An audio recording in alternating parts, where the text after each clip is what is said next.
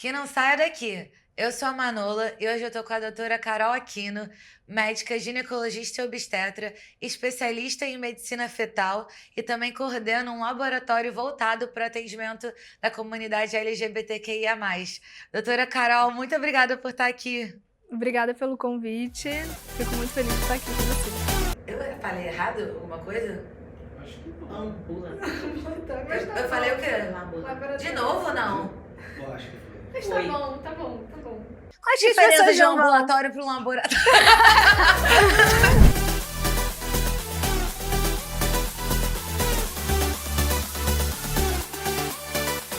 Me explica, doutora Carol, como é que tudo começou, como é que a medicina entrou na sua vida?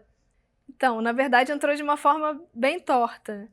Eu terminei a escola muito cedo, né? E ao longo daquele último ano eu não fazia a menor ideia do que eu ia fazer da vida. E meu pai é advogado, né? Porque ele estava com 2 escritórios e tal. E eu achei que o caminho mais simples era eu ir para essa área do direito. E aí foi chegando para o final do ano e tal. Até que no final do ano deu um start, assim, de que, tipo... Não, acho que eu quero ser pediatra. Eu não queria nem ser médica, entendeu? Eu queria ser pediatra. Eu nem passava pela medicina, assim, era ser pediatra. Foi um insight... Você não Foi sabe uma mesmo? coisa que veio, assim, do meu jeito de ser, e, tipo, de gostar muito de lidar com as crianças e tal. Sou bem paciente também. Então, foi até um amigo que também se atentou um pouco para isso e tal, e me deu um toque e tal. E aí eu falei, cara, acho que é isso que eu quero fazer da vida, eu quero ser isso. Só que já estava no final do ano, então tinham poucas faculdades nas quais eu ainda podia me inscrever, né? E aí me inscrevi, só tinham as particulares abertas, me inscrevi, passei. Só que quando eu passei, como aquilo era algo muito pouco consolidado em mim, eu fiquei com muito medo. E aí me bateu um negócio, eu falei, não vou fazer isso, eu vou fazer direito. E aí eu fui, na época eu tinha passado, pode falar o nome? Estácio? Pode, não tem Pode. problema. Né? Na época eu tinha passado para Estácio, fui lá na secretaria da Estácio, só que o vestibular naquela época era mais concorrido mesmo, né? Tinha menos faculdade de medicina, então, assim... Passar para medicina é muito difícil. O vestibular da medicina era totalmente diferente dos vestibulares das outras, dos outros cursos, né? E aí eu fui na secretaria, na época, e falei, olha, eu quero que você troque o meu vestibular da medicina para direito. Aí a secretária olhava pra mim assim, tipo, você tá doida? Não é assim tipo, que funciona. O que você vai fazer? Não, tipo, é muito mais difícil, você vai poder trocar de volta. Eu achei que não podia trocar. Isso podia, porque na verdade, assim, era um vestibular muito mais difícil, então ela podia fazer essa troca. Mas ela não podia trocar de volta se então batesse, você tinha passado se eu pra decidisse. medicina, que era o mais difícil. Eu tinha passado pra medicina, que era o mais difícil. Só que me bateu muita insegurança em relação à minha decisão, que era muito recente. A gente tem que decidir tão nova também, pois né? O que vai fazer eu terminei, vida. tinha 16 anos, assim. 16 anos. Absurdo, né? Criança. Assim, E aí eu falei, cara, não, pode trocar, que eu vou fazer direito sim. Aí ela trocou o meu vestibular para direito. Doída? Senti que ela não... Cheguei a fazer um período de direito. E aí, naquele primeiro período, eu já assim, não, gente, não é isso que eu quero fazer. Eu realmente quero fazer medicina. Mas eu acho que foi bom, entendeu? Porque medicina não é um caminho simples. Então, qualquer dificuldade que eu enfrentasse, eu acho que eu ia sempre pensar, eu não deveria ter feito isso, eu não deveria estar aqui. Então, tem esses desvios que são só para reafirmar as nossas... Exatamente, assim. Então, acho que reafirmou mesmo. Ali eu entendi que, tipo, não, eu realmente queria medicina. E aí estudei tudo de novo e tal, aí fiz vestibular de novo, né? Perdi aquele ano, de alguma maneira. Fiz vestibular de novo. Bom, né? Porque pra você não... Imagina você entrar na faculdade de medicina com 16 anos. Assim, então no final foi bom. Foi bom, assim, de fato, foi válido, né? Aí entrei na medicina achando que eu queria ser pediatra, que eu não queria nem ser médica, eu queria ser pediatra. Só que aí já nos primeiros períodos, assim, absolutamente tudo que tinha a ver com a especialidade que hoje eu tenho foi me encantando. Então, desde o início, qualquer mínima coisa que se correlacionasse ali à parte de ginecologia e obstetrícia, eu já fui me encantando mesmo e muito cedo eu já decidi que, na verdade, eu queria gineco-obstetrícia. Que bacana. Você lembra de algum momento, algum ponto específico que você falou que te encantou? Então, uma coisa, assim, eu me lembro que na anatomia, eu gostava já da anatomia feminina, aquilo já me encantava ali, né? Mas uma coisa que eu me lembro que eu achava meio marcante era a aula de embriologia, que é um negócio super chato, ninguém gosta. E eu gostava. Então, eu falava, nossa, mas eu gosto disso um pouco, assim, né? E que vai para essa área da obstetrícia. Então, Que é o que ali. te levou pra sua especialização hoje. Sim, exatamente. Então, à medida ali que foi avançando, quanto mais eu me aproximava dessa área de saúde da mulher, né? Mais eu gostava. E eu gosto de atender mulher. Ainda tem isso. Então, foi muito simples, de alguma maneira, decidir, entendeu? Eu gosto de atender mulher. Você sentiu já na sua intuição, da sua personalidade, de querer cuidar, né? E aí foi Sim, canalizando. Eu acho muito exatamente. valioso também a gente cuidar da É, mulher, assim, uma pauta que me encanta muito também. aham. O objetivo aqui do podcast, da minha carreira como um todo, é justamente ajudar a gente a querer sermos nossas versões mais autênticas, a gente se dar o direito de ser quem a gente é, com liberdade. Isso é muito valioso, né? Sobretudo para nós mulheres, que a gente às vezes está sempre querendo ocupar, tipo, ser muito responsável, né? Uhum, é. Eu gosto muito dessa diversidade também, assim, dentro da própria especialidade, tipo, assim, de poder cuidar de mulheres em várias fases, assim, né? Ter famílias no meu consultório, entendeu? Tipo, Ah, 3 gerações, ah, né? Famílias que às vezes eu atendo um núcleo e, tipo, a tia e a prima, e, entendeu? Assim, isso isso eu é acho legal. muito legal, assim, né? Essa possibilidade mesmo dentro da especialidade, isso eu acho muito bacana. Essa conexão, assim, ver uma família como um todo. Sim, e ver desde o início mesmo, né? Assim, porque eu atendo, eu não fiz pediatria, mas eu atendo desde meninas muito novinhas mesmo, às vezes, né, na primeira infância mesmo, né? Se for necessário, é menos necessário, mas às vezes é necessário e avançando ali ao longo da vida daquela menina e depois de mulher, assim, isso eu acho muito, muito legal, muito rico, né? É. E eu imagino que não seja nunca uma pessoa que vai te procurar vai ser uma coisa pontual de uma questão, né? Sempre deve ter muito mais coisa envolvida. Eu digo isso porque com a minha ginecologista, a minha ginecologista, assim, de vida toda, infelizmente já faleceu, mas era tipo uma sessão de psicanálise com Uhum. ela, sabe? Englobava todas as áreas da minha vida. Com você também é Sim, assim? totalmente. E eu falo até, eu sou professora também, né? Eu falo isso muito com os alunos, assim, que eu questiono muito a forma como a gente aprende a atender, Hum. né? Porque a gente aprende muito baseado em saúde e doença, principalmente em doença. Então, a própria anamnese, ali, a forma como você conduz uma consulta, ela é muito sempre voltada ali para o que já aconteceu, né, o que tem de doença, o que já aconteceu de cirurgia, o que não sei o quê. Só que quando você está numa consulta de gineco, na verdade, muitas das vezes a paciente ela não está doente, entendeu? Ela tá ali numa consulta de prevenção, ela tá ali para falar da vida dela, então, assim, faz parte, deveria fazer parte da nossa consulta, até do nosso aprendizado, abordar muito mais do que a doença, abordar a saúde, a Super. vida, entender de onde é que vem, né, aquela pessoa, qual o contexto familiar que ela vive, né, o que daquilo influencia nas questões que ela vem trazendo para mim, assim. Então, acho que é muito mais amplo, é isso, é sessão de terapia mesmo, assim. E é bom você conhecer as pessoas, né? Eu acho isso É. muito legal. Porque o comportamento, as coisas que importam para ela, os sonhos dela, diretamente afeta a nossa saúde, né? Uhum, com certeza. O relacionamento, como é que tá, né? Assim, enfim, você ter uma abordagem ampla ali de vida e aberta também, né?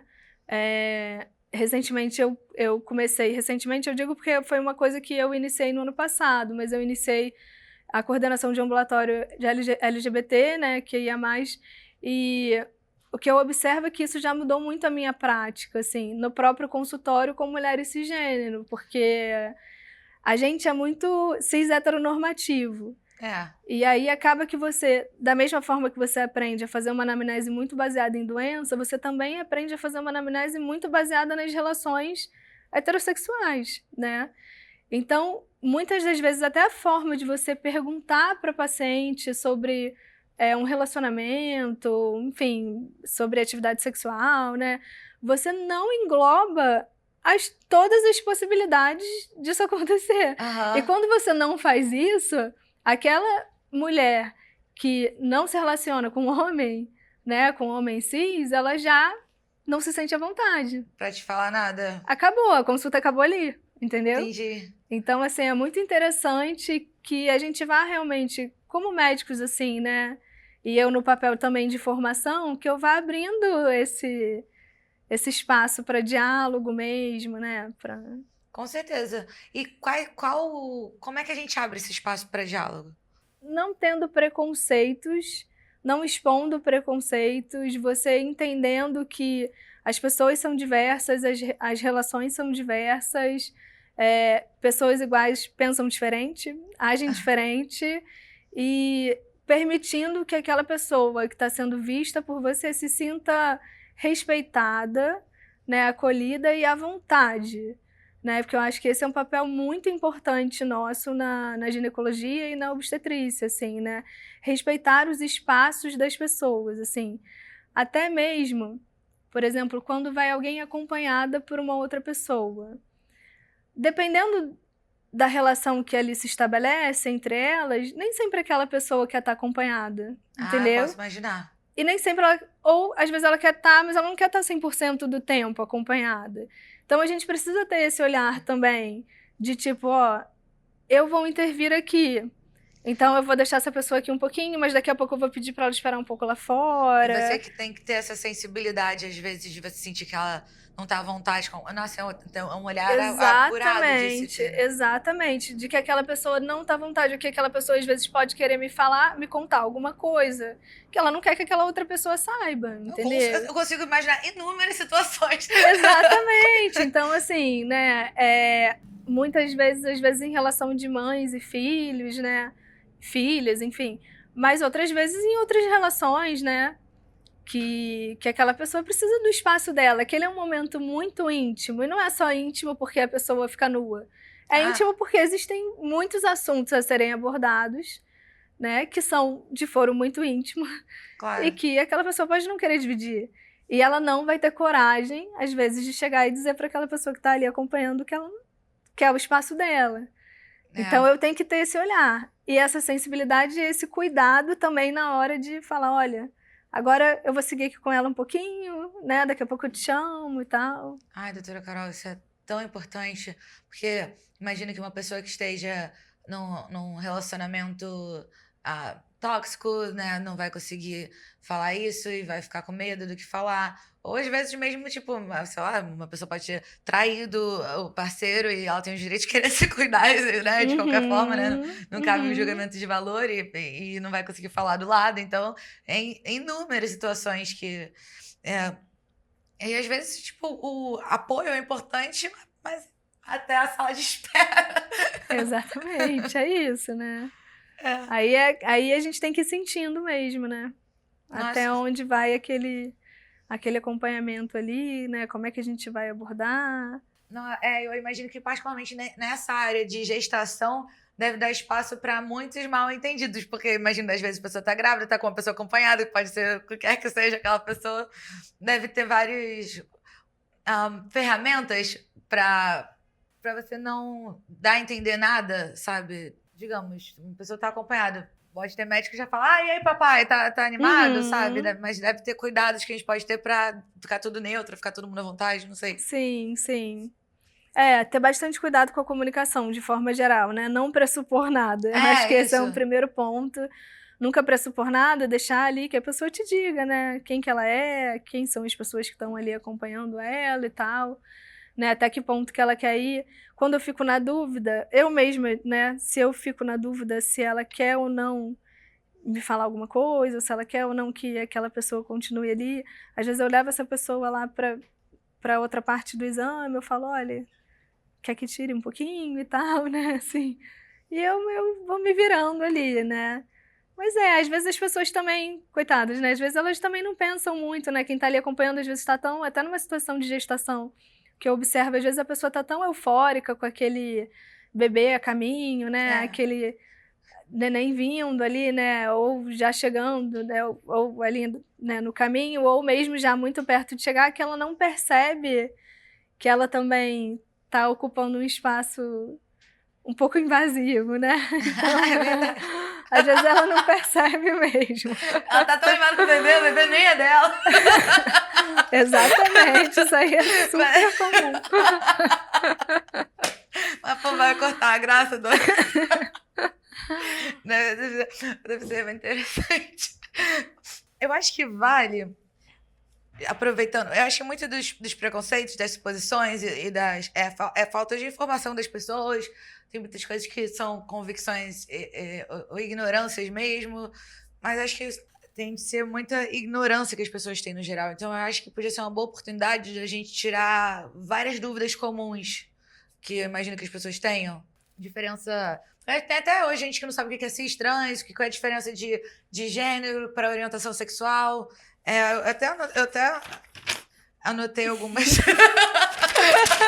Anotei algumas... Botei no chat GPT quais são as dúvidas mais comuns que as pessoas têm sobre o tema de gestação na comunidade LGBTQIA+. Vale? Vamos tirar umas dúvidas conceitos? Claro. Qual a diferença entre identidade, expressão de gênero e orientação sexual? São coisas totalmente diferentes, tá? Assim, o que eu falo é que a gente complica muito. Se a gente complicar menos, a gente entende muito mais fácil, né? Então, quando você pensa, por exemplo, a pessoa cisgênero é aquela que se reconhece com o gênero que ela nasceu. Então, eu nasci, meu sexo biológico é feminino, eu me reconheço como mulher, eu sou uma pessoa cisgênero. A pessoa transgênero, ela se reconhece com o sexo oposto, né, ao que ela nasceu. Então, eu nasci com sexo biológico feminino, se eu me reconheço como um homem, eu sou um homem trans, tá? E aí, quando a gente parte para a parte de orientação sexual, se você pensar, considerar só a população cisgênero, né? Assim, cara, você sabe conscientemente que um homem cisgênero, uma mulher cisgênero, pode gostar de qualquer pessoa. Pode gostar de se relacionar com uma mulher, pode gostar de se relacionar com um homem, pode gostar de se relacionar com homem, com uma mulher ou com ninguém, enfim. Então, por que quando a gente passa para a população transgênero, a gente espera que tenha que aquela pessoa se reconhece como homem, então tem que gostar de mulher, entendeu? Ah, tá, entendi. Por que pensar assim? Claro. Na claro, verdade, uma coisa não tem nada a ver com a outra. É como você se percebe e gostaria que a sociedade percebesse também. E a outra coisa é as suas orientações Sua orientação sexuais. sexual, exatamente. É. Então, o que eu observo muito é que tem muitas pessoas que falam assim, nossa, mas é muito estranho, porque a pessoa fez tanta questão, né? Como se isso fosse, assim, uma escolha de fazer tanta questão, né? De se tornar um homem, enfim, para se relacionar com um homem, né? Assim, as pessoas acham muito estranho. Eu falo, gente, é uma pessoa se relaciona com outra pessoa, independente de qual sexo dessa outra pessoa, entendeu? Então, da mesma maneira que uma pessoa cisgênero se relaciona com qualquer pessoa, uma pessoa transgênero também, né? E é interessante também trazer, assim, já que você fez essa pergunta, uma coisa que as pessoas não sabem, que tem muito esse pensamento de que a pessoa escolheu aquilo e que ela força uma barra ou que ela, enfim, quer aparecer de alguma maneira, né? Todos esses preconceitos, né, que rondam a pessoa trans, assim, na realidade, a identidade de gênero é uma coisa que surge muito, muito, muito antes da orientação sexual. Então, aquele indivíduo, ele começa a formar o gênero dele com 2, 3 anos de idade. Então, com 2, 3 anos de idade, aquela criança, ela começa a escolher, inconscientemente, óbvio, né, o que ela gosta mais. Então, assim, não, eu gosto mais de brincar de carrinho do que de boneca. Então, esses gostos estão diretamente associados a um gênero na prática? Tipo... Você dizer 100% isso não seria uma verdade, mas o gênero, ele começa a se estabelecer a partir daí, né? O gênero é uma questão cultural, né? Ele está muito associado à nossa cultura, ao que a gente atribui culturalmente a um comportamento. Não tem influência biológica? Existem algumas bases biológicas, mas assim, o que eu quis dizer com isso é mais assim, a gente diz que uma pessoa é mulher não só pela genitália dela, entendeu? Culturalmente, a gente entende que é uma mulher porque ela tem atitudes femininas, porque ela É. gosta de brincar de boneca, de botar um vestido, você Eu tá ia perguntar entendendo? isso, se a gente consegue dizer isso, o que é uma mulher? Não consegue, né? Não, a gente não consegue, né? Eu acho que o gênero, no final das contas, ele vem da autopercepção mesmo. Então, é daquilo, a forma como a pessoa se sente. O gênero, ele é autoatribuído, né? Você pode estabelecer o sexo biológico a partir de uma genitália, ou a partir de um exame de cariótipo, né? Melhor ainda, que vai ali ver se é XX, XY, enfim. Mas você não pode atribuir o gênero de alguém. Ele é autoatribuído. Então, é a forma como a pessoa se expressa e se sente, né, daquela maneira e quer ser reconhecida daquela forma. E eu que trabalho com essa população, observo que, assim, os que fazem transição hormonal ou os que já têm, mesmo sem a transição, maior passabilidade, assim, né, um fenótipo, assim, né, um aspecto que se passam mais pelo gênero com o qual eles se reconhecem, assim, essas pessoas muitas das vezes não querem nem dizer que são transgênero, não querem que as pessoas ao seu redor, no seu ambiente de trabalho, ambiente de estudo, saibam que são transgênero, entendeu? Porque eles não querem que o gênero venha antes do que eles são. Sim. Da E é como eles pessoa. sentem a vontade, né? Eu não sentia vontade antes, né? Exatamente, não sentiam a E vontade antes. E deve ser uma experiência insuportável você não conseguir se sentir confortável na sua própria pele, né? Com certeza, né?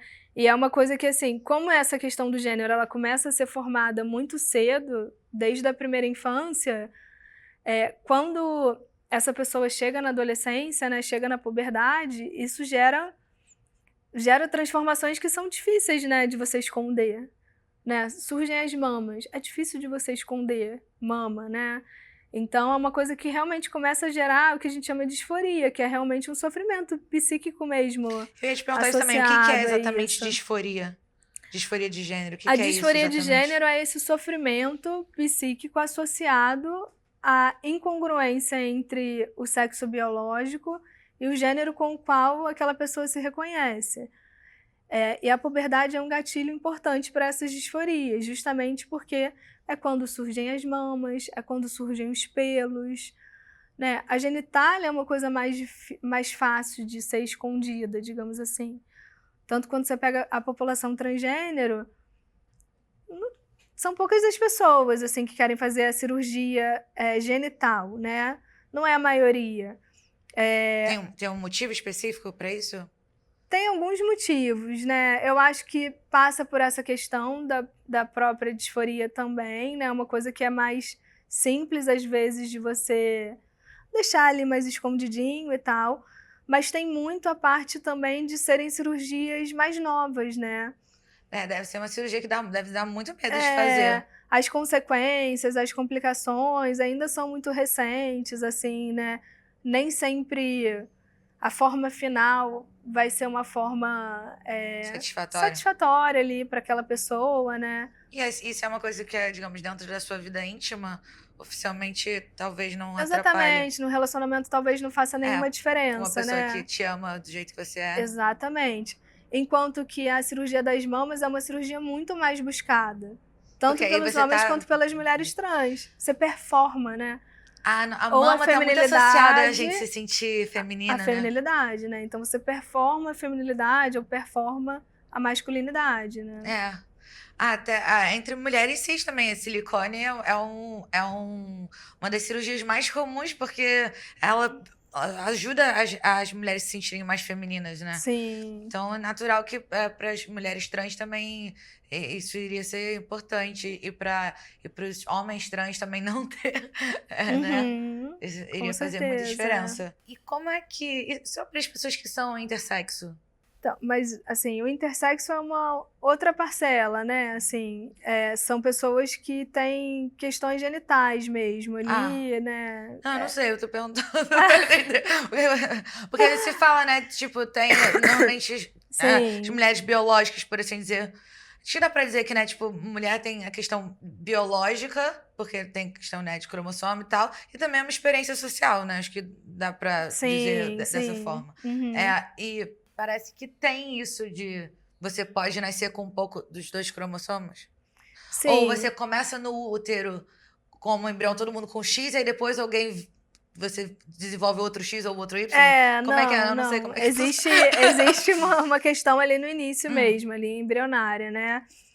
Ou essa genitália atípica, né? A genitália ambígua, ela pode acontecer também, às vezes, por uma exposição exógena, né? Uma exposição da mãe a alguma substância que pode ter tido um impacto na genitália daquele neném, Tipo o quê? entendeu? Um hormônio ou uma radiação? Tipo um hormônio. Então, o intersexo, em geral, é esse que... Aí é uma questão mais médica mesmo e menos social, né? Que tem ou questões de cariótipo, né? Que não são aquele XX ou XY, né? Exatamente. Ou questões anatômicas ali da genitália mesmo, associadas. Acho que a questão do intersexo, ele acrescenta muito no debate positivamente, né, para quem fica com essa questão de trans em relação à biologia, porque é um exemplo de pessoas que às vezes têm os 2 cromossomos ou uma mistura e é facilmente percebido de um jeito ou do outro, né? Mas não é o que tem maior busca no seu ambulatório. Os intersexos? Não. Até porque não necessariamente o intersexo ele vai nos trazer essas questões, assim. Normalmente a pessoa intersexo, ela é acompanhada desde muito cedo. Ah, tá. Entendeu? Porque aí já não é uma questão de como ela se percebe, é uma questão já que já nasce todo mundo sabendo. Vai cair no que ela se percebe. Porque hoje o que a gente tem, assim, antigamente, acreditava-se que você deveria já intervir no intersexo precocemente. Então, você pega uma genitália típica e você já define o que aquela genitália vai ser e, consequentemente, tipo o que fazer uma aquela cirurgia pessoa vai pra ser. ajustar pra um lado? Nossa. O que aquela pessoa vai ser. E pode errar, né? Pode errar, né? Não é? Então, assim, é isso. Hoje em dia já se tem muito mais, assim, estabelecido de que você pode errar, né? De que, na verdade, quem tem que decidir para que lado que vai é aquela pessoa. Então, na verdade, você permite, essa pessoa é acompanhada, por endócrino, por gineco, enfim. Mas vai sendo acompanhada pediatra, né, ao longo da vida.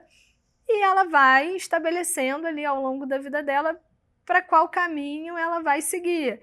E aí, até mesmo a parte hormonal dessa pessoa, né, de pensar em fazer hormônio, se for o caso, é definida muito com base na escolha da própria pessoa, entendeu? De como ela se reconhece mesmo, né? De quem que como ela se sente, né?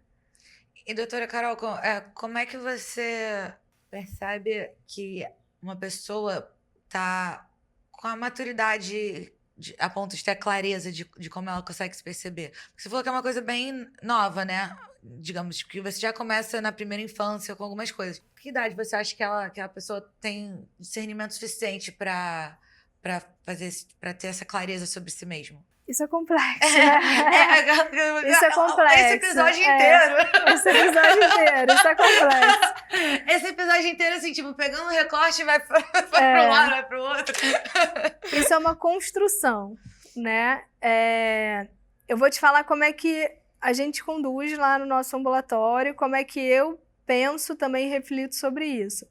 Toda vez que eu atendo uma pessoa trans, não existe você fazer uma consulta, você quer hormônio? Então tá bom, então vem aqui, assina esse termo, tá? Eu vou prescrever para você. Isso não existe. Então, essa consulta ela já começa de uma conversa extensa sobre a vida da pessoa. Então, sobre como foi na infância, quando essa pessoa começou a se reconhecer de maneira distinta ali do sexo biológico, como eram as relações ainda na infância, como isso se deu, assim, depois, né, já na adolescência, como é isso na própria família. Então, eu vou entendendo com quem que eu estou lidando, né? E o quanto também aquela pessoa tem certeza mesmo do que ela quer, né, para ela.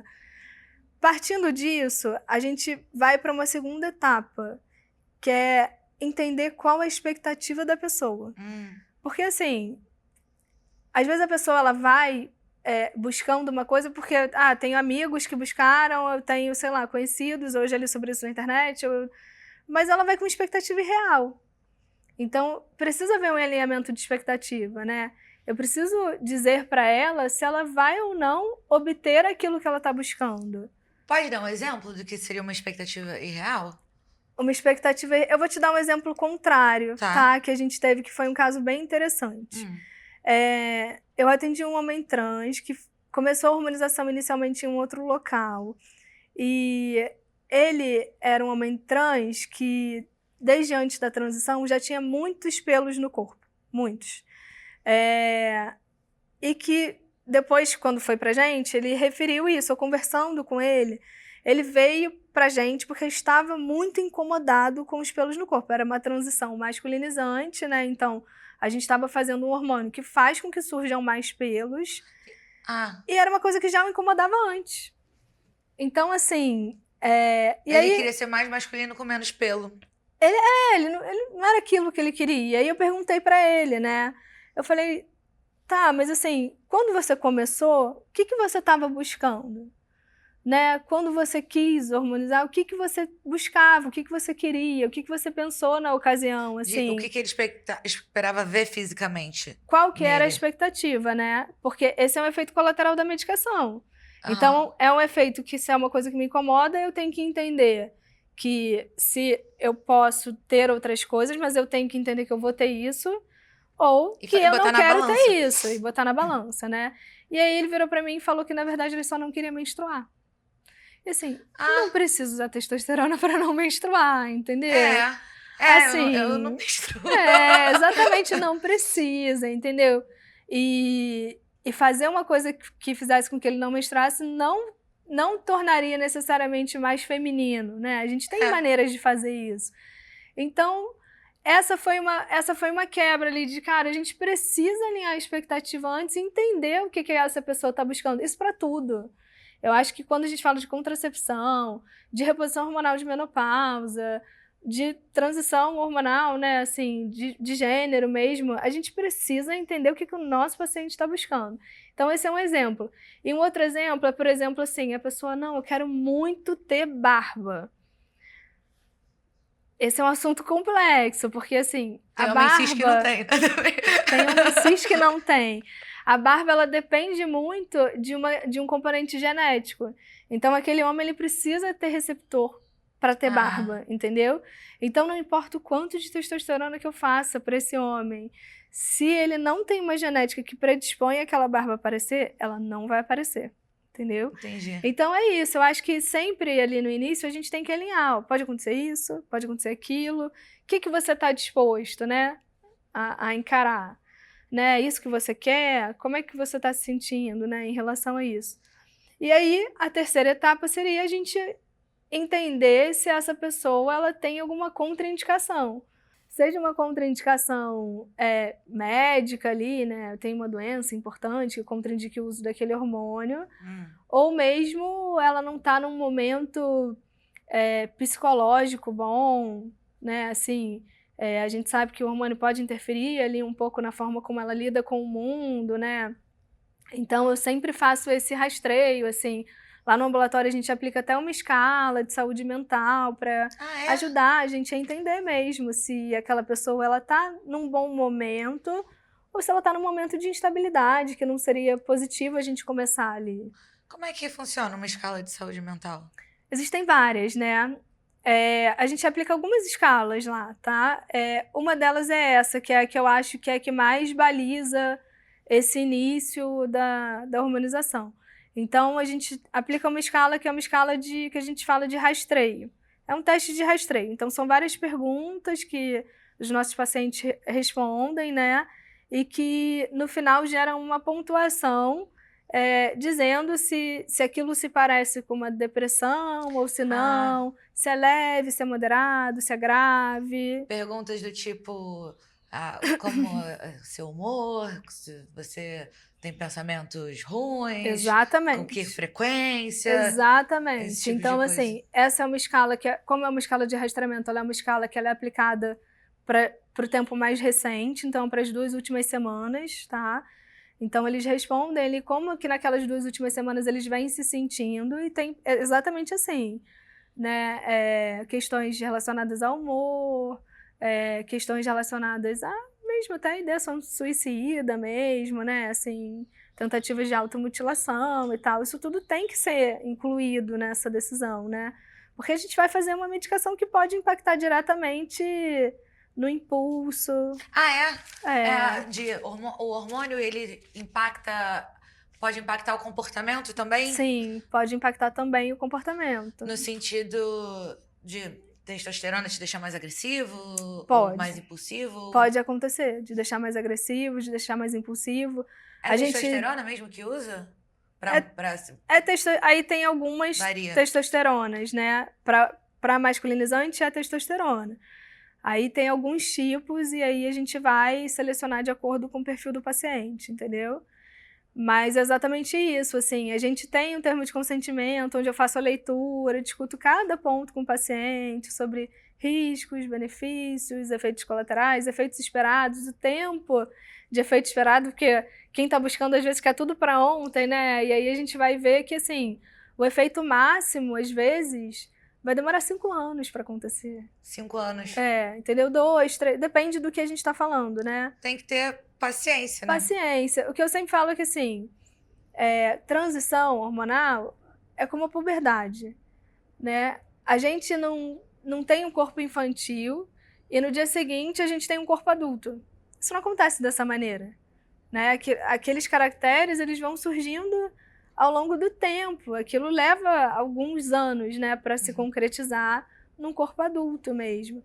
Então, a transição hormonal, ela também é um processo. Ela não vai se dar de um dia para a noite. Não adianta a gente entupir a pessoa de hormônio, a gente vai agregar risco, não agrega benefício. Então, ser paciente, mas principalmente, como em qualquer tratamento médico, né, entender antes do tratamento as etapas dele, né, as expectativas, né, o que pode ser bom, o que pode ser ruim, se eu estou disposto a ir em frente ou se eu acho que isso aqui eu não quero. É comum os pacientes, então, às vezes, já pesquisar muito na internet, né? Às vezes, já chegar achando que vai ter tal processo em vez de falar qual é a real queixa. Então, isso é um ponto, sabe? Deles acharem que vai, tipo... Deles já falarem o que acha que você devia fazer, em vez de focar no que realmente incomoda, né? Isso acontece um pouco. Acontece tudo, né? Acontece um pouco também da pessoa, às vezes, querer fazer da forma como ela quer. É comum as pessoas já terem... Me explica melhor, o que é mais comum, então? Ou uma história assim? Não, assim, o mais comum, graças a Deus, é que eles sigam as nossas recomendações, né? Isso. Até porque é muita orientação, né? Para que sigam as recomendações. Mas tem as pessoas que já chegam de experiências prévias. Isso acontece até mais com as mulheres trans do que com os homens trans, tá? De quererem usar medicações que não são as que a gente usa, por serem medicações que realmente estimulam mais as mamas, né? Delas se automedicarem, conseguir Deus sabe onde essas medicações. Sim. Que não seria nenhuma medicação que você indicaria. Não seria. Não seria. Isso acontece menos com os homens trans. O que acontece às vezes é realmente eles acabarem comprando em mercados paralelos, assim, né? O que a gente orienta bastante também, que se não é regulado, a gente não tem como saber se naquela ampola tem aquilo que está dizendo, né? Se vai funcionar como funciona a medicação que é regulada, então isso tem que ficar bem claro ali. Mas em relação às mulheres trans, elas fazem muito mais coisas do que... Até pela disponibilidade de hormônios 1000, né, que tem para transição feminilizante, elas sim fazem muito mais coisas do que a gente faria. Tem mais disponibilidade de hormônios feminilizantes? Tem muita opção porque, na realidade, a gente usa os hormônios que a gente usa em mulheres cis, né? Então, de anticoncepcional, essas coisas? A gente não faz anticoncepcional, mas eles fazem muito por conta própria. A gente praticamente não faz. Mas eu não digo nem que eles se automediquem mais. Mas eles... assim, as medicações que o homem trans faz, que se automedica, são similares às que a gente faz. Essa é a diferença. As medicações que as mulheres cis fazem, quando elas se automedicam, normalmente são diferentes das que a gente faz. Porque a gente tende a fazer doses muito menores, entendeu? Medicações diferentes, doses menores do que elas buscam, entendeu? Entendi. Então, essa é a porque são pra diferença. fins diferentes, né? Ou, não, você diz pra Não, transicionar para transicionar. uma... É mais pela segurança. Elas ultrapassam a Ah, barreira elas da estão com pressa. segurança. E a gente não. É. Ah, sim, entendi. Entendeu? Já para os homens trans, eles às vezes até ultrapassam a barreira de segurança em relação à dose. Mas em relação ao tipo de medicação, em geral, são as medicações que a gente já faz mesmo, a gente já manipula mais, né? Ah. No seu ambulatório, a maior demanda é para transicionar? É para transicionar. E normalmente as pessoas que te procuram têm algum certo padrão, assim, de idade, de momento de vida, de contexto, de história? Tem algum padrão, assim, ou varia muito? Então, a gente atende mais pacientes jovens, tá? Adultos jovens. Que é o adulto 20 e pouco? 20, 30, né? Ah, Casa de 20, 30 anos de idade. Alguns acima dos 40, não são tantos, né? E aí a gente tem que lembrar também que o Brasil é o país que mais mata transexuais no mundo inteiro, né? E acaba que a expectativa de vida dessa população mesmo é menor do que a população geral. Então, isso é um dado por cruel. assassinato? Sim, sim. Às vezes também por suicídio, enfim, né? Mas muito por assassinato mesmo. Quando a gente fala de ser o país que mais mata, é homicídio mesmo, tá? Homicídio, abuso sexual, é uma população que sofre muito violência, preconceito. As pessoas não sabem tratar, as pessoas não sabem abordar, as pessoas sequer conseguem, às vezes, respeitar o nome social, assim, que é uma coisa básica, né? Da existência humana seria você respeitar um nome. E as pessoas têm dificuldade com isso. Então, o nosso maior público é ali entre 20 e 30 anos de idade. Aí tem uma polêmica, né, acontecendo. O Conselho Federal de Medicina, ele autorizava a hormonização em pessoas a partir de 16 anos. Esse ano, eles decidiram que não autorizarão mais a partir dos 16, isso passou para 18 anos. Aí o STF veio e derrubou temporariamente, voltou para 16. Aí depois o conselho conseguiu voltar para 18. Então, a gente está no meio dessa discussão, né? Quais são os argumentos para manter 16 e quais são os argumentos para mudar para 18? Os argumentos são basicamente os mesmos, né? Assim, quem defende que deve ser com 18 anos, defende porque entende que é muito precoce, porque aquilo poderia acarretar danos e O tal. cérebro do adolescente não está formado? Não dizem isso? Ele tá em formação, né? Mas assim, a questão... Aí a gente volta para aquele ponto que eu já falei antes. A identidade de gênero, ela começa a ser percebida muito precocemente. E ela vai só amadurecendo ao longo do tempo. Aí a gente volta para a questão da puberdade, né? O quão impactante é a puberdade para um adolescente trans. Né? Então, a gente está ali vendo o surgimento de caracteres que geram muita disforia nesse adolescente, né? E que tudo que esse adolescente não quer ver é um corpo com o qual ele não se reconhece, ele não quer se ver dessa forma, né? Então, existe um sofrimento psíquico muito grande em adiar essa transição, entendeu? Entendi. Mas, atualmente, o CFM não entende dessa forma. Tem uma posição mais conservadora mesmo, né? Para esse olhar, eles acham que a pessoa pode, então, se fizer muito nova, pode se arrepender, é isso? Também tem esse argumento, mas se você for olhar estatisticamente, As pessoas não se é muito arrependem. baixo, é muito pequeno, assim, até porque isso vem de muito tempo, né? Ali, ninguém decide hoje que não se reconhece com sexo biológico e hoje já começa a fazer uma hormonização. Isso não é factível, entendeu?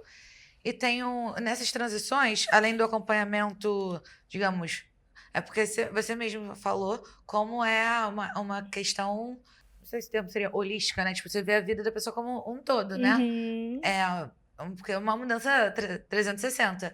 Então, além dos acompanhamentos, e os hormônios implicam em ajustes de comportamento, tem que ver a saúde mental da pessoa. Tem um acompanhamento psicológico nesse processo? Como é que funciona? Sim, o acompanhamento psicológico ele é recomendável para a parte de hormonização não é obrigatório, mas Ah. é recomendável. Então, a gente tem uma equipe parceira nossa, que tem psicólogo, assistente social, então a gente tem uma equipe que nos dá suporte nesse aspecto.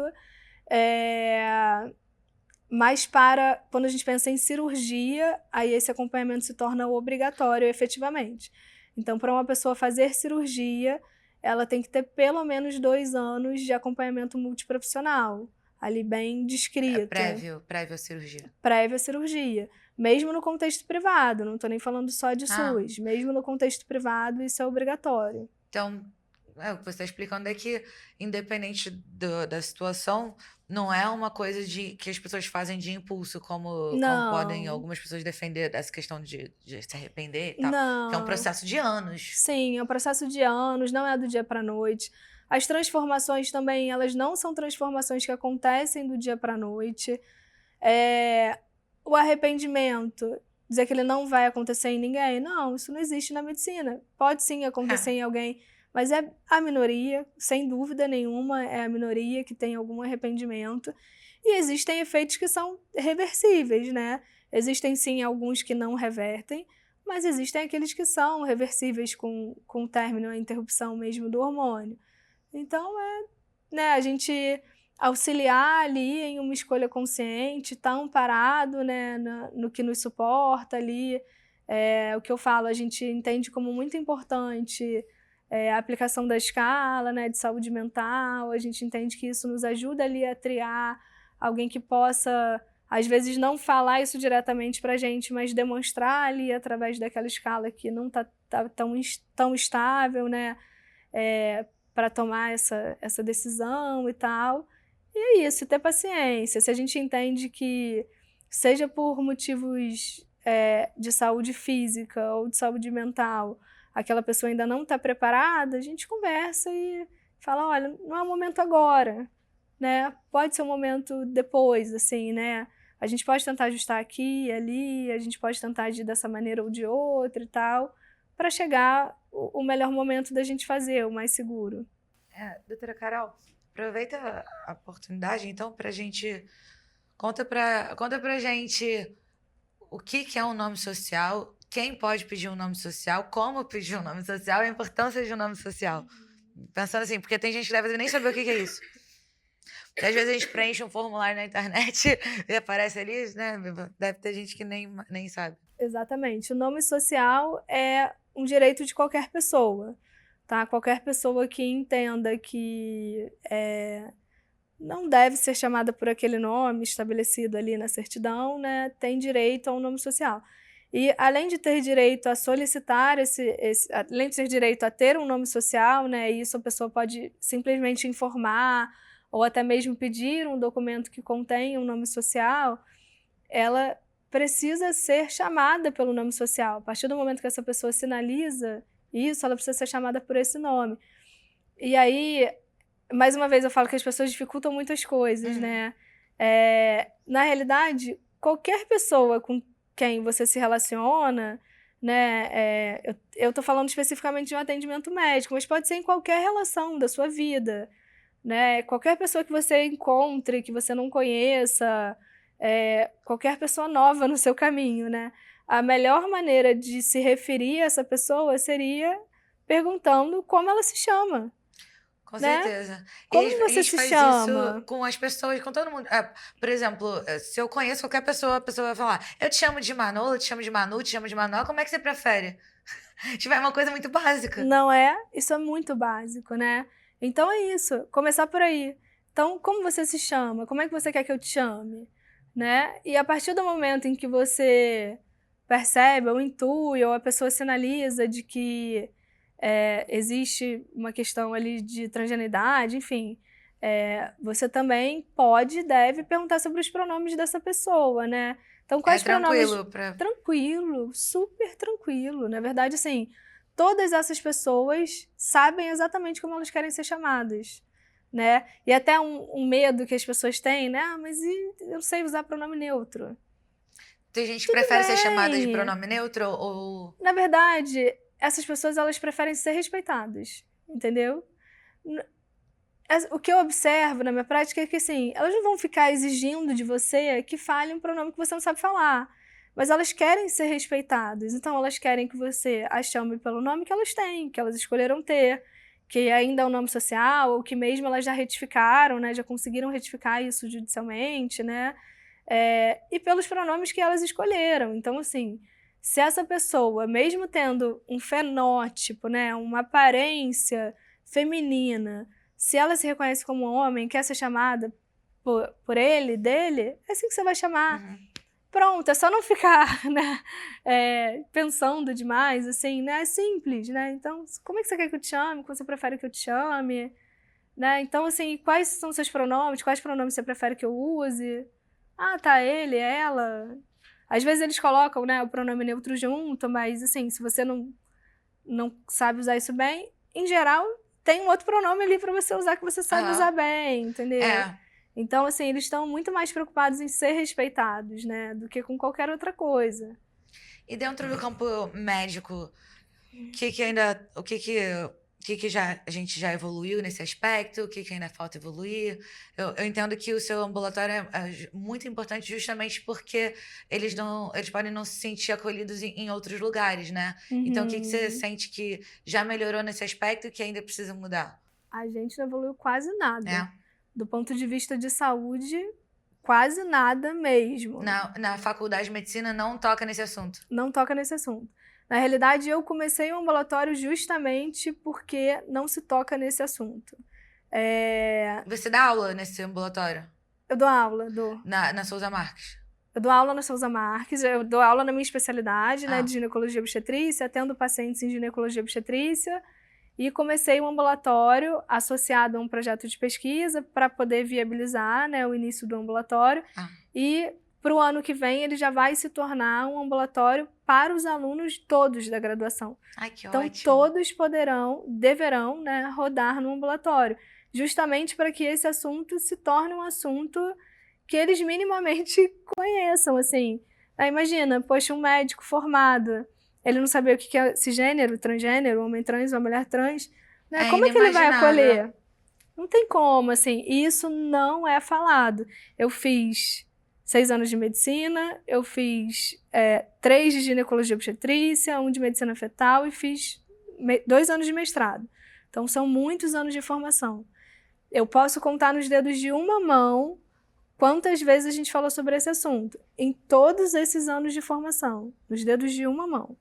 Muito pouco, muito pouco. Então, assim, as pessoas, elas definitivamente não estão preparadas para esse atendimento, para esse acolhimento, e a gente precisa mesmo, principalmente eu que formo pessoas, né, colocar isso ali em evidência, ensinar mesmo as pessoas, né, como é que elas vão lidar com isso. É um trabalho muito importante, muito valioso. Que bom que você, parabéns por essa iniciativa, porque realmente falta muito a gente evoluir nesse aspecto, sobretudo sendo o Brasil, né, tendo esse recorde horroroso que a gente tem. Uma outra dúvida, te procuram muito em relação à gestação de pessoas trans?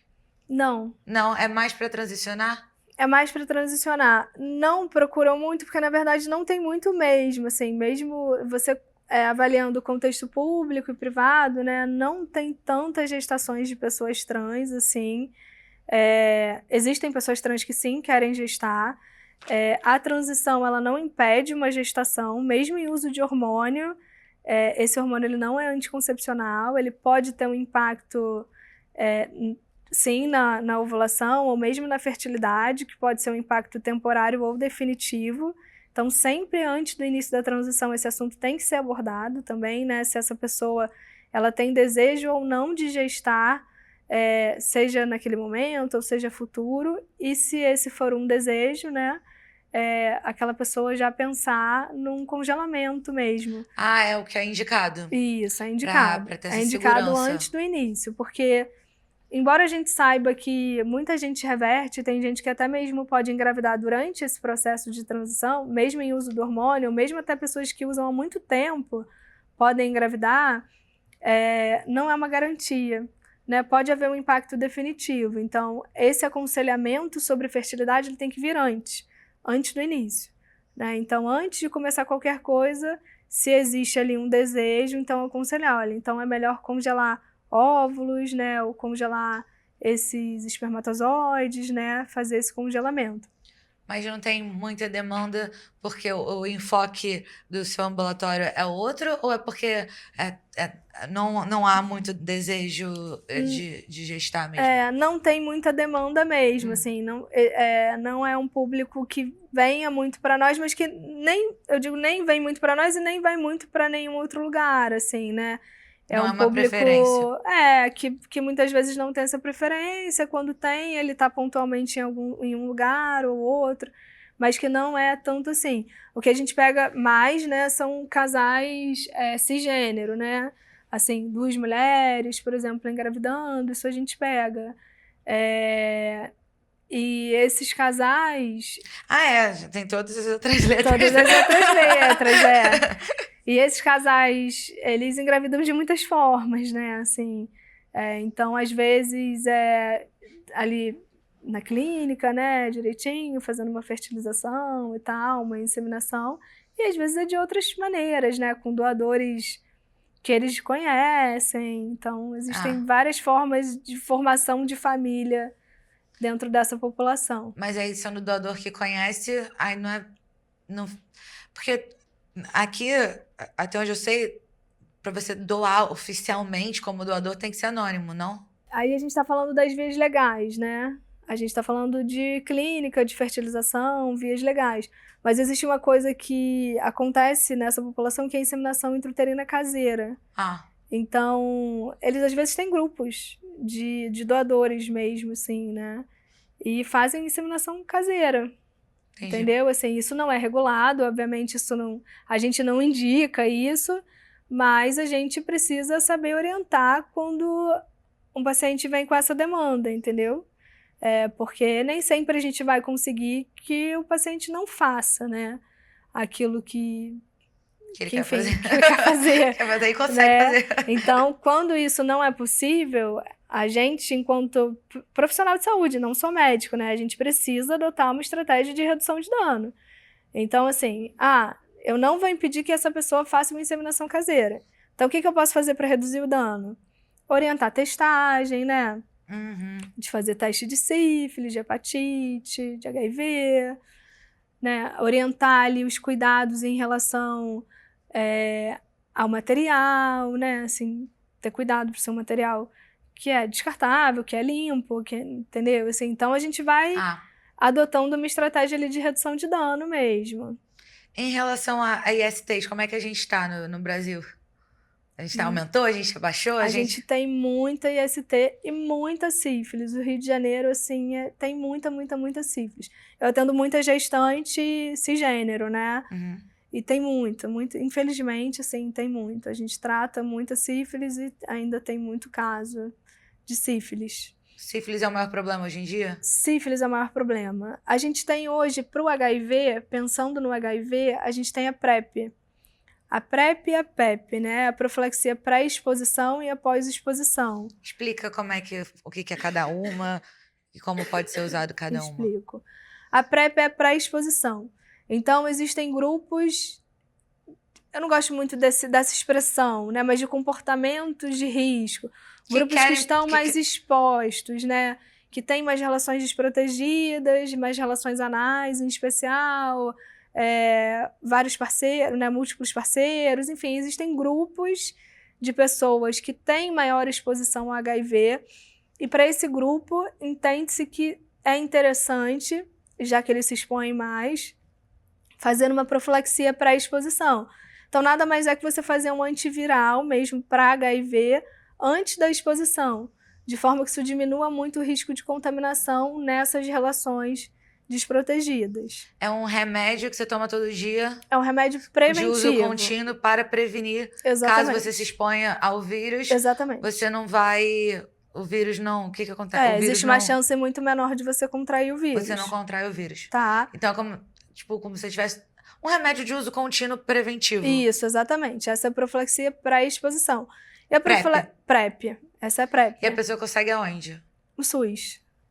Só SUS? Só SUS. Tô querendo tomar uma PrEP. Só SUS, Então, basicamente, é simples desse jeito mesmo, tá? Existe normalmente uma pessoa responsável pela PrEP nos postos de saúde, e aí aquela pessoa vai lá, passa por uma avaliação, são solicitados alguns testes, né? Porque precisa entender se tem alguma doença ali que Não possa adianta ser tirar a PrEP se você já impactada. tira, né? Sim, com certeza também, Deve né? fazer um Sim, check-up. faz os testes rápidos, né, para as doenças de transmissão sexual ali mais comuns e que dá pra gente captar.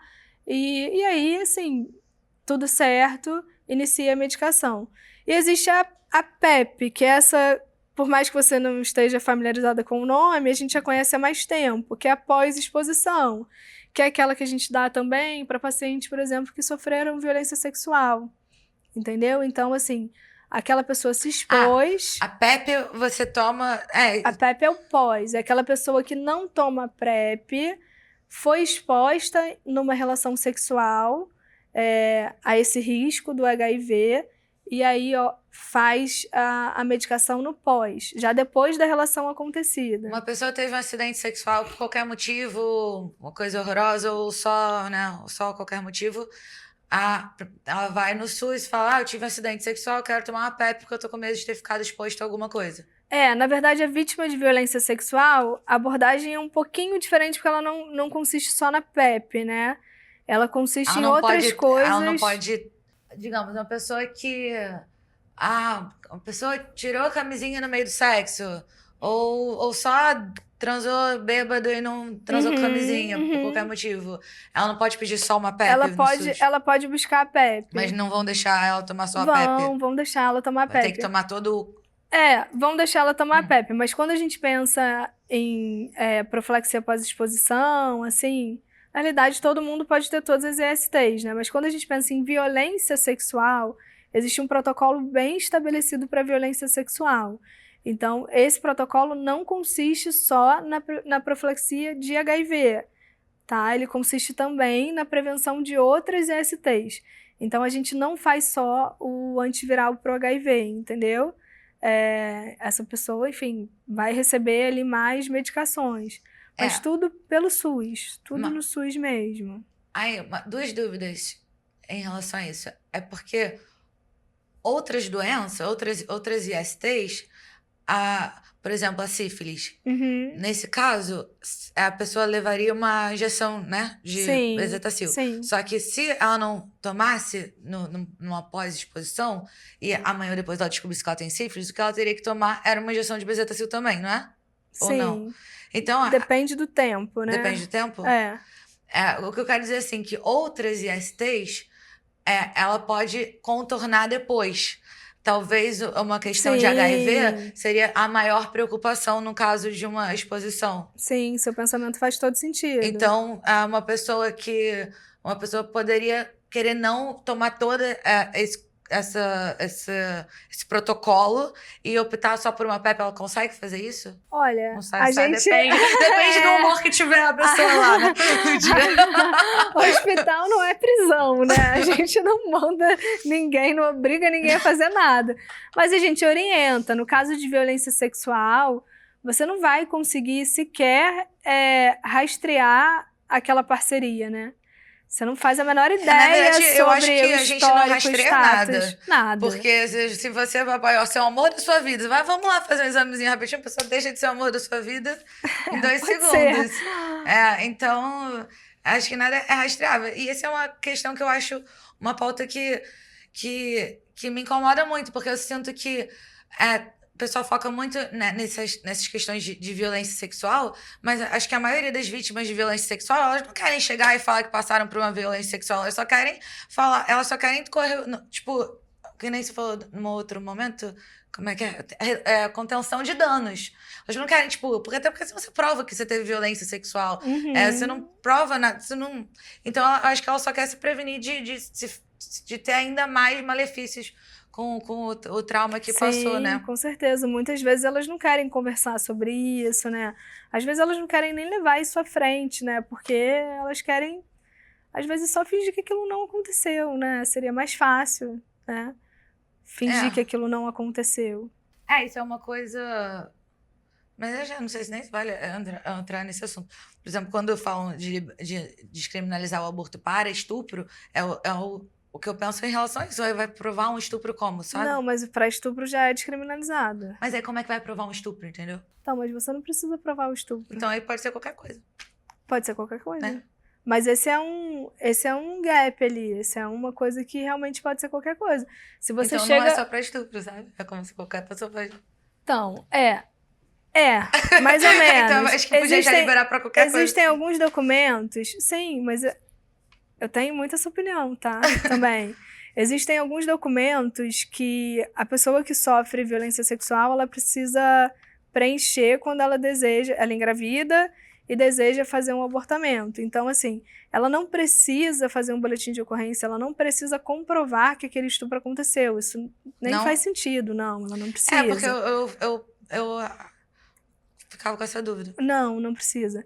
Mas ela precisa meio que confirmar, né, ali em documento de que o que ela está dizendo é verdadeiro. Ela precisa assinar de que ela, né, assim, um documento meio que diz que o que ela está falando é verdade, assim, né, onde ela se compromete com a verdade, digamos assim, né. Então existem alguns documentos, mas isso definitivamente não é judicializado, a não ser que seja uma posição dela ou que a gente esteja lidando com menor de idade e tal, né?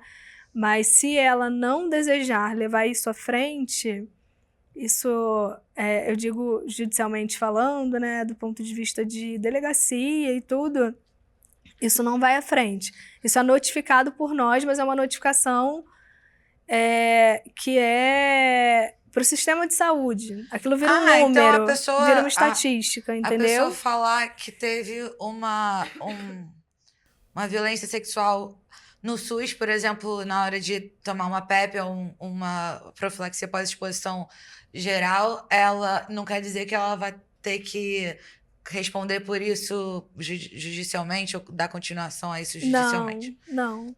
É isso mais ela vai fazer porque se ela SUS quer quiser. ter uma estatística, Isso né? ela vai fazer se ela quiser. Existe a notificação, a gente precisa notificar. Notificar como assim? O que é uma notificação? É gerar mesmo um relatório para o SUS, mas SUS. não é um boletim de ocorrência, Tá. entendeu? Ele não é policial. E a outra questão é maravilhoso que qualquer pessoa possa ir num SUS e conseguir de graça esse cuidado. Mas uma coisa que eu não entendo é por que a pessoa também não consegue no privado, porque eu sinto que aí uma pessoa que pode pagar tá às vezes tirando a oportunidade de uma pessoa que não pode pagar. Mas o SUS todo mundo paga, né? Assim, o SUS é para todo mundo mesmo, todo mundo paga. E, na verdade, todo mundo usufrui do SUS de alguma maneira, né? Você tem essas profilaxias, você tem as vacinas, você tem a hemotransfusão, é SUS. Né? Você tem o transplante, é SUS. Ninguém é transplantado pelo privado. Não existe uma fila de transplante privado. A fila de transplante ela é igual para qualquer pessoa. Ela é igual para a pessoa que tem muito dinheiro, ela é igual para a pessoa que não tem dinheiro nenhum. Todo mundo entra na mesma fila. Então, a gente usa o SUS, o saneamento básico, ele é do SUS. A gente usa o SUS de muitas formas. E esses programas de prevenção de saúde são muito SUS mesmo. Tem algumas coisas, óbvio, você vai conseguir no privado também. Você não precisa necessariamente ir pro SUS para fazer. Mas a PrEP, sim, ela é do SUS. Eu fico com dúvida, porque, por exemplo, a questão de transfusão de sangue faz todo sentido ser todo mundo fazendo no mesmo lugar.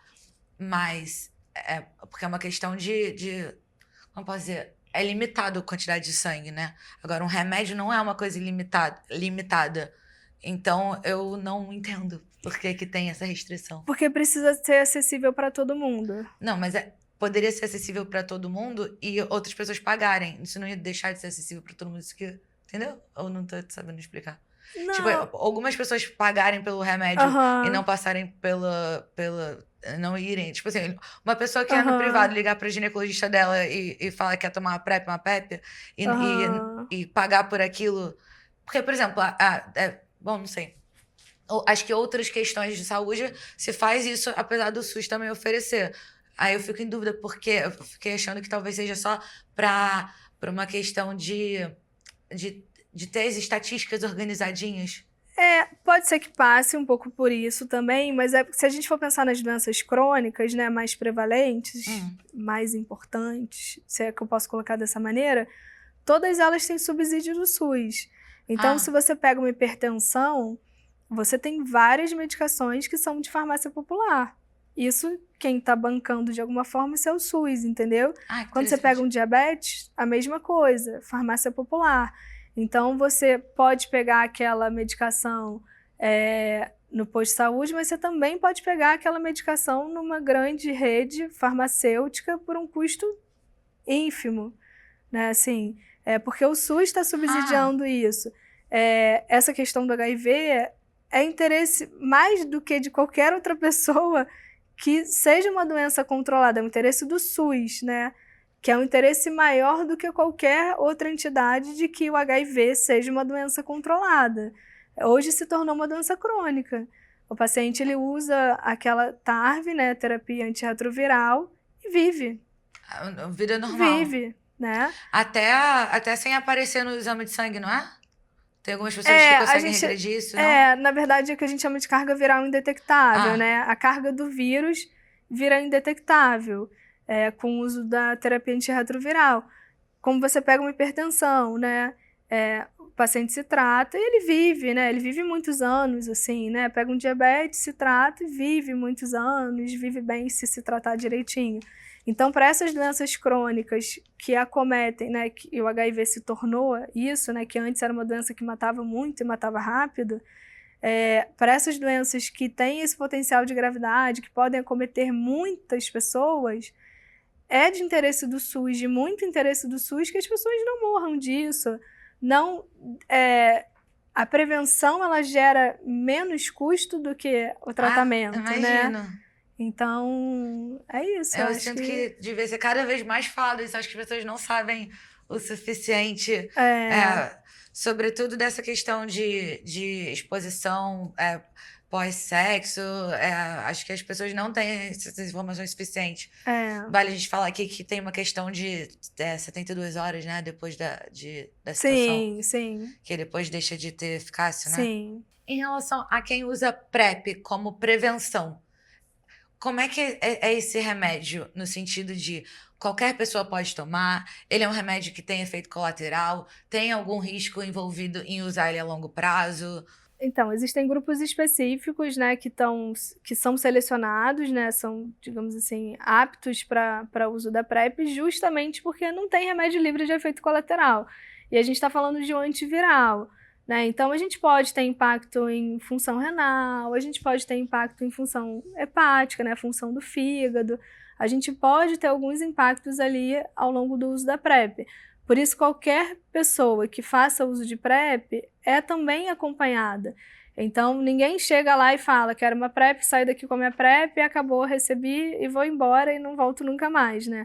Essa pessoa, ela faz um cadastro, ela faz exames antes de iniciar a medicação, justamente para ver se ela já não tem nenhuma contraindicação ali ao uso daquela PrEP, ou se ela tem alguma doença de base que ainda que não seja uma contraindicação, que a gente precisa ficar mais de olho, né, naquela evolução, e faz um acompanhamento ao longo do tempo. E aí a gente tem que pensar também que a pessoa que está usando PrEP é uma pessoa que tem um risco maior de exposição ao HIV. Quem tem risco maior de exposição ao HIV tem risco maior de exposição a outras ISTs. Então, ela, com alguma periodicidade, faz também teste para outras infecções de transmissão sexual, né? É uma pessoa que segue um acompanhamento, que não é uma coisa que ela chega, ela faz e ela pode ficar ali a vida toda fazendo sem nenhum tipo de acompanhamento. E você falou também de como a gente está tendo muitos casos de sífilis. Então, quais cuidados que as pessoas podem ter em relação a isso? Quais são os primeiros sintomas? Uso de camisinha. Não tem erros. Usou camisinha? Não tem erro. Usou camisinha, sífilis, né? Pelo menos, né, não vai pegar.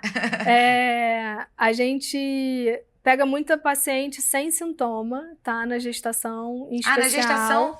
Na gestação, na verdade, a maioria não tem sintoma. Peraí, mas você ela não pode consegue ter estabelecer. Ela pode ter se infectado. Tem algum termo mais certo? Infectado há mais tempo e aí depois de meses, anos? Ficou latente, anos? Aquela sífilis ficou latente. tanto que a gente tem que tratar como uma sífilis latente mesmo, a gente não consegue tratar com uma dose só. Né? Na maioria das pacientes, o que a gente pega é um exame positivo que você não consegue determinar há quanto tempo que aquilo ali está positivo. Ai, não consegue determinar.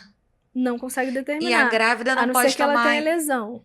Existem lesões características de sífilis primária, secundária e terciária, né? São 3 estágios de sífilis, digamos assim. Então, se você tem uma paciente com sífilis que tenha essas características, aí você consegue categorizar melhor. Mas se é por um achado no exame, que você fez um exame de sangue, um teste rápido, aí você não consegue dizer há Quais quanto tempo são? que aquilo tem. Como é que são essas lesões? Não pode falar? Fica feio? Posso falar.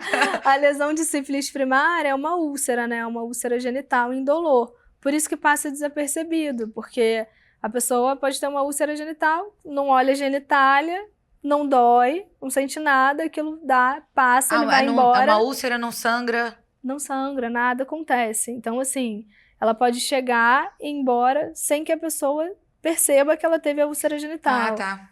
E ela vai embora, necessariamente. Independente de tratamento, aquela úlcera ela vai aparecer e ela vai sumir, entendeu?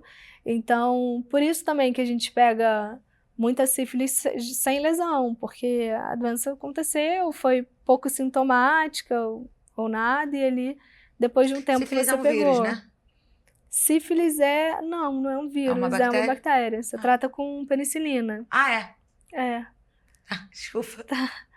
É porque vírus normalmente vai e volta sem tratamento, não é? Não tem isso? Quando uma coisa é viral? O vírus é uma doença que a maioria dos vírus a gente não vai tratar, né? Que a gente fala, tá com virose. Ah, Você vai dar remédio para os sintomas e aquilo vai melhorar. Mas o HIV é um vírus, por exemplo, e você vai tratar. entendi. Então, herpes é um vírus, né? Em alguns momentos você vai tratar a herpes também, né? Você não vai curar, mas você vai tratar em alguns momentos. Então, sífilis é uma bactéria que tem cura. Que tem cura, tem cura. Mesmo, a primeira etapa é essa úlcera, e a segunda? Você pode ter lesões de pele, né? Você pode ter outras lesões, aí já são manifestações mais floridas, assim, outras. Em outras áreas do corpo ou sempre na genital? Não, em outras áreas do corpo. Aí você pode ter mesmo lesão dermatológica, assim, no corpo. Pode ter também lesão genital, mas aí já é um pouco diferente, como se fosse mais amplo, como se aquilo já tivesse circulado e aquilo é mais amplo. E a terceira é a fase neurológica, né? Que é Você como? pode ter neurosífilis, sintomas neurológicos mesmo por sífilis. Que é? Como é que é um sintoma neurológico por sífilis? Não vou saber te dizer tá. exatamente qual Desculpa. que é. Até porque isso daí já... Ai, meu Deus. Isso daí já foge. Vai muito mal, além. foi Você mal. vai ter que fazer punção lombar, vai ter que... É um outro departamento. É o departamento da neuro. Desculpa.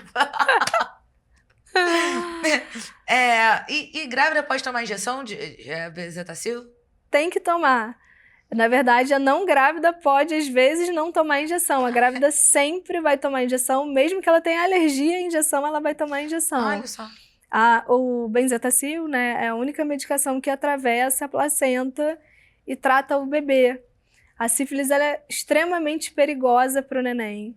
Então, a gente precisa que a medicação seja capaz de tratar também o bebê. Então, no caso da sífilis, mesmo pacientes com alergia a essa penicilina, elas internam, fazem um protocolo de sensibilização para essa penicilina e a gente faz a penicilina nelas. E sobre a questão do feto, você como especialista em gestação, quais são os maiores cuidados que a gente tem que ter, ou os maiores riscos? Me fala um pouquinho sobre isso. Sim, fazer um pré-natal, né? Eu acho que o maior cuidado que está disponível até no SUS é realmente fazer um pré-natal, assim, bem feito, bem acompanhado.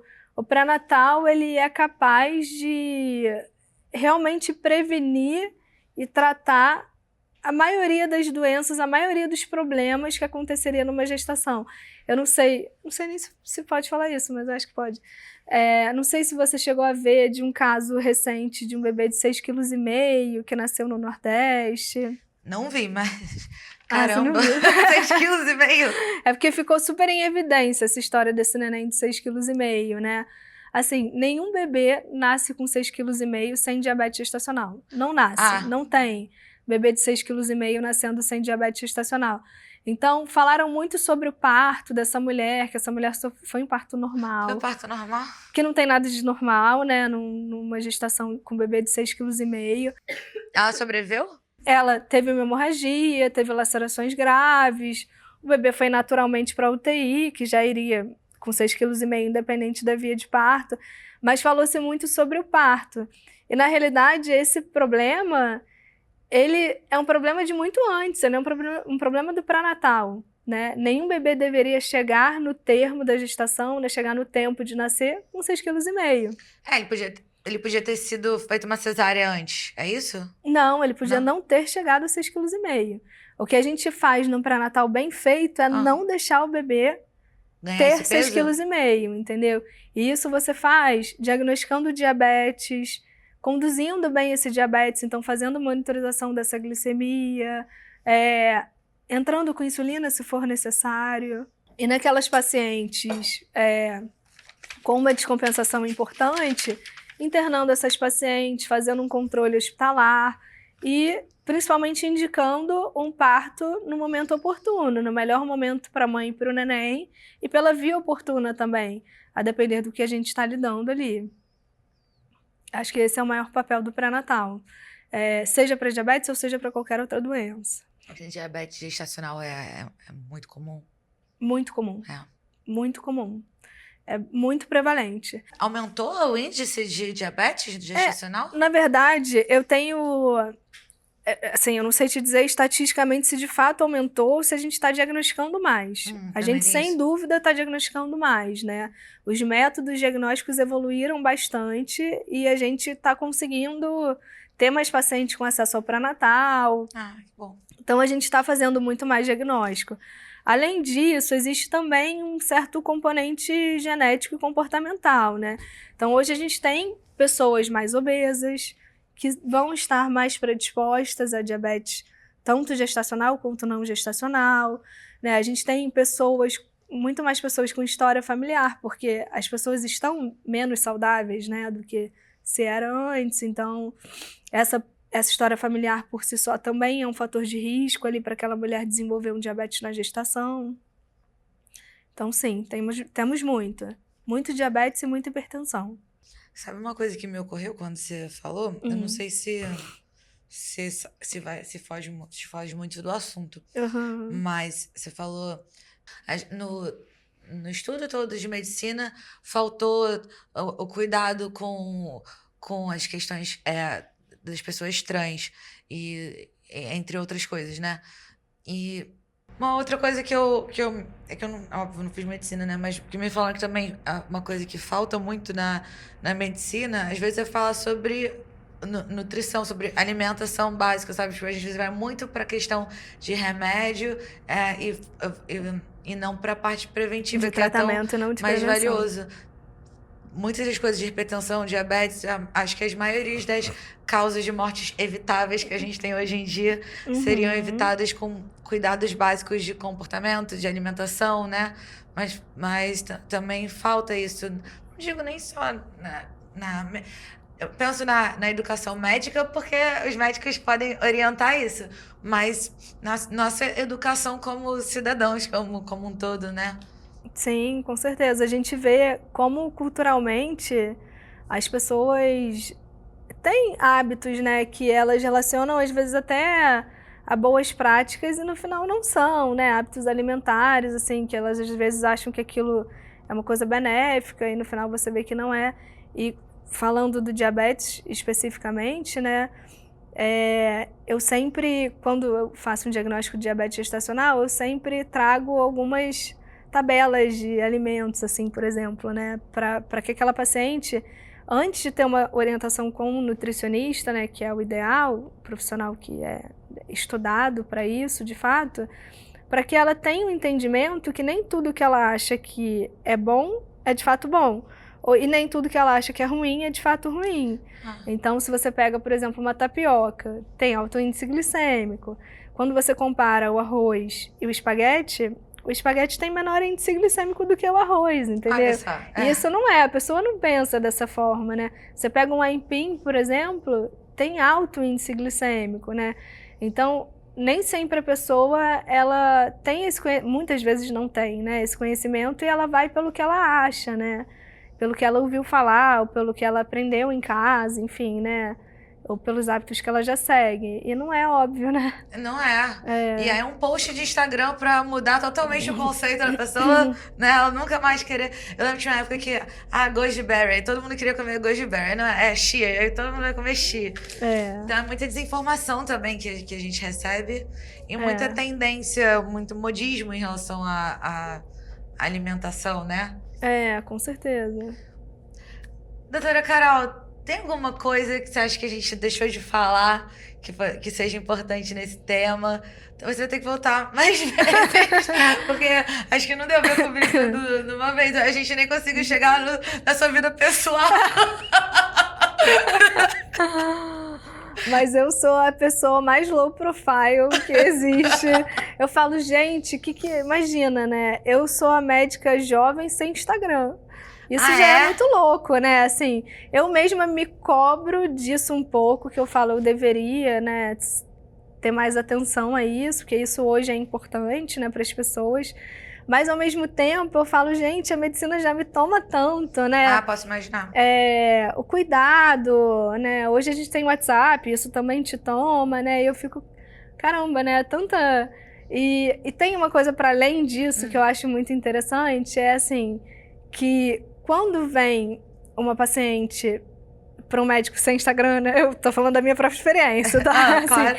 ela vem indicada por alguém que é seu paciente também, Isso entendeu? é ótimo, né? Isso é muito bom, porque assim, ela provavelmente é uma pessoa que se identifica com você, porque aquela pessoa que a indicou se identifica com você e você com ela, porque isso não é uma relação que está balizada por uma percepção de algo externo, é uma percepção totalmente do teu próprio atendimento, entendeu? Então, eu acho isso muito legal. Mas, ao mesmo tempo, eu entendo, né? A gente precisa hoje ter a rede social. Eu tenho dúvida em relação a isso, em relação a médico, porque tem isso, assim, é benéfico ter, eu acho, né? Tipo, é um portfólio, é um cartão de visita. Por outro lado, na prática, os meus médicos todos não têm Instagram, ou quase todos. Normalmente só dermato ou nutrólogo que tem Instagram. Então, não sei o quanto, porque vale muito, ainda mais eu acho que pra ginecologia e outras áreas, essa indicação. Poxa, quando eu quebrei o pé, eu não fiquei procurando no Instagram quem que era o melhor ortopedista. Eu fui perguntar pra um amigo meu que é ortopedista. Ou ia perguntar pra uma outra pessoa que quebrou o pé, sabe? Mas é também perfil do paciente, né? Com certeza, com certeza. Mas eu acho isso muito interessante, porque tem paciente mesmo que não marcam, porque não, entendeu? Não tem ali aquela... É como se não existisse. É como se não existisse, né? Se você não tem Instagram, você não existe, assim. E, gente, tem tanto trabalho. Existe tanta vida além das telas. Existe tanta vida além das telas, né? Mas eu acho legal, assim, é uma outra forma de ver, né? Eu entendo que a gente precisa também se adaptar.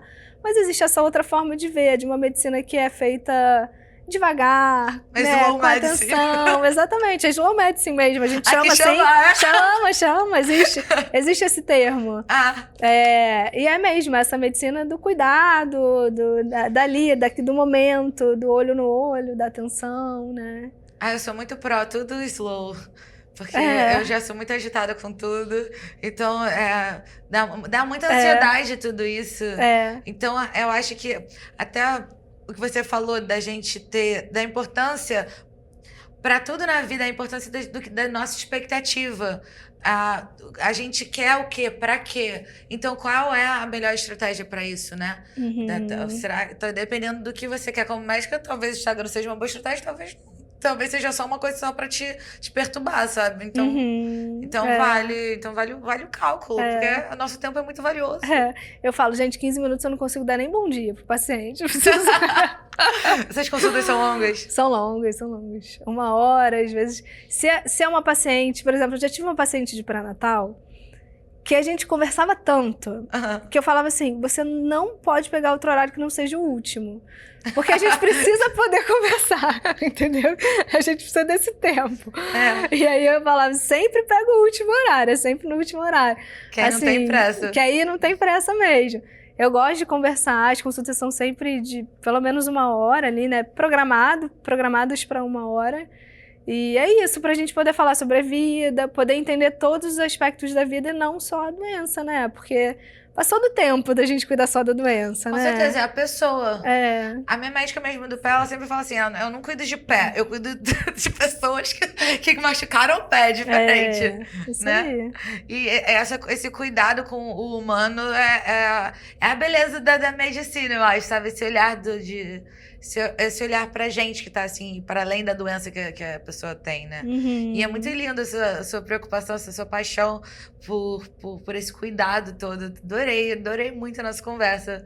Muito importante pra mim. Acho que a gente vai conseguir esclarecer várias pautas. Imagino até que trazer novas dúvidas também para as pessoas, né? Porque conforme a gente vai aprendendo mais sobre um assunto, a gente acaba só vendo o quanto tem ainda mais a aprender. Uhum, com certeza. Aproveita esse momento para deixar o seu... O meu Instagram, que ele existe, mas ele não existe. Então eu vou falar aqui. Deixar o seu... Ele tanto existe mal que eu tenho até dificuldade de saber o nome dele. Eu não me lembro se é doutora Carol Aquino ou se é doutora.carol Aquino. Checa aí. Doutora.carol Aquino, tá lá. Não, tem nenhuma não precisa, postagem. mas tem o... Eu vou botar aquele lá. outro aquele que você me deu. Do O SUS. Transforma. Não, eu vou botar. Ah, vou boa. botar. Eu já tô pra botar há um tempão. Já tô pra botar há um tempão a fotinho lá do Quem Sou Eu. E eu já entendo que isso é bastante.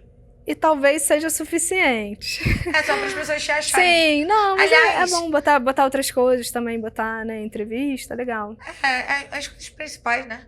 Uhum. Mas então pode aproveitar para quem quer se informar mais, para as pessoas que querem transicionar, o que elas devem procurar, ou para as pessoas que querem se formar melhor, sabe? Como as pessoas... se tem algum lugar melhor para as pessoas buscarem informação, uma mensagem final para as pessoas. Eu acho que hoje tem bastante lugar, né, assim, pra gente se informar, que não seja IA. Tome cuidado com a IA. Ela nem sempre é confiável, né? Mas eu acho que tem muitos bons profissionais que estão ali disponíveis nas redes, né?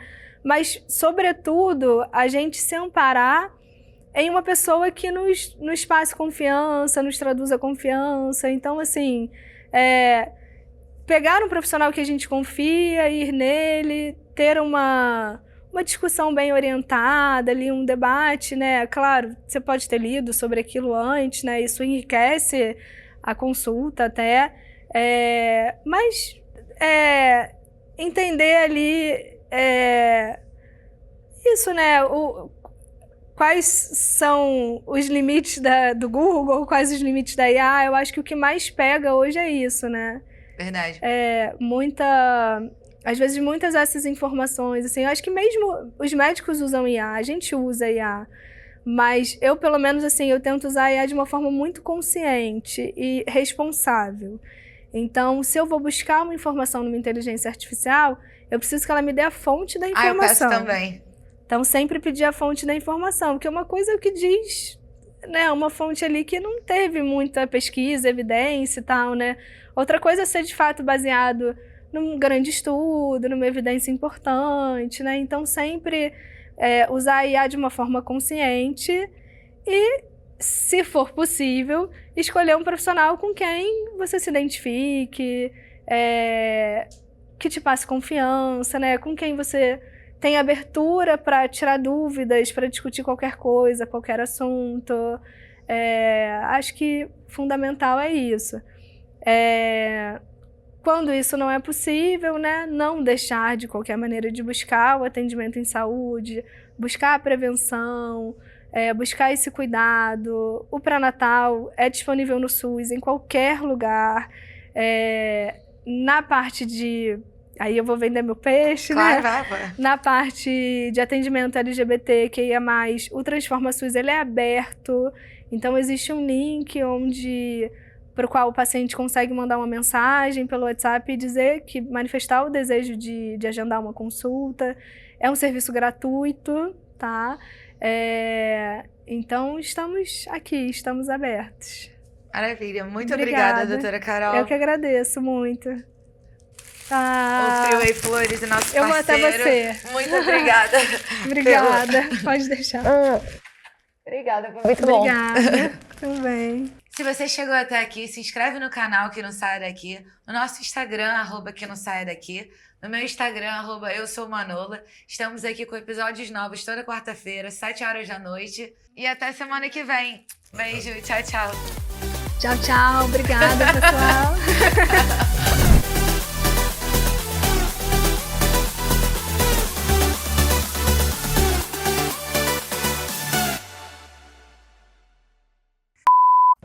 Então tá. Eu ia dar essa dica, tipo assim, o papo tá bom, a curiosidade tá ótima, mas já tá dentro do episódio, né? Tá melhor ainda. Eu vou tirar tudo, daqui a pouco eu fiz uma listinha de dúvidas.